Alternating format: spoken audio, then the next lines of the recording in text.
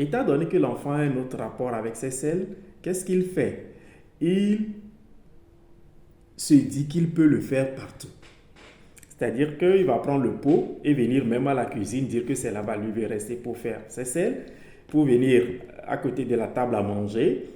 Il se fout de ce que vous vous direz, si vous mangez ou pas.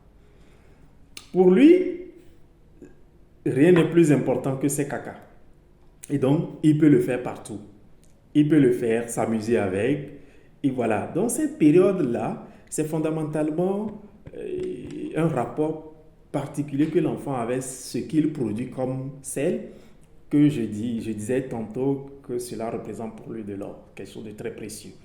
Au même moment, il veut stimuler les parties anales et il peut même prendre le plaisir, s'il y a d'autres enfants, de suivre le rythme quand un autre enfant, lui, il peut déjà faire les selles. Quand un autre enfant veut faire les selles, il peut aussi aller chercher son pot et aller le seconder afin qu'il le fasse en communauté.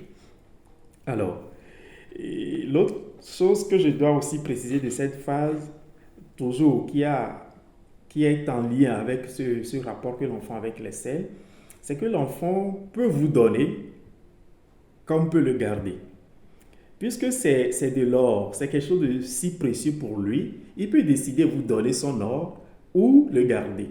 Et cela va dépendre aussi de l'environnement, de relationnel que vous avez développé avec votre enfant ou que quelqu'un d'autre a développé avec cet enfant. Et donc, qu'est-ce qu'il fait? Lorsqu'il est frustré et pour X ou Y raison, il peut ne pas aller au sel. Il va développer ce que nous pouvons appeler une constipation psychogène.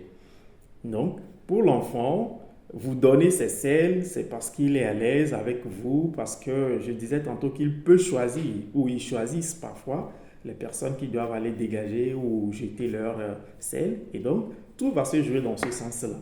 Il est frustré, peut-être parce qu'il y a un nouveau petit frère qui vient de naître dans la famille. Qu'est-ce que l'enfant fait?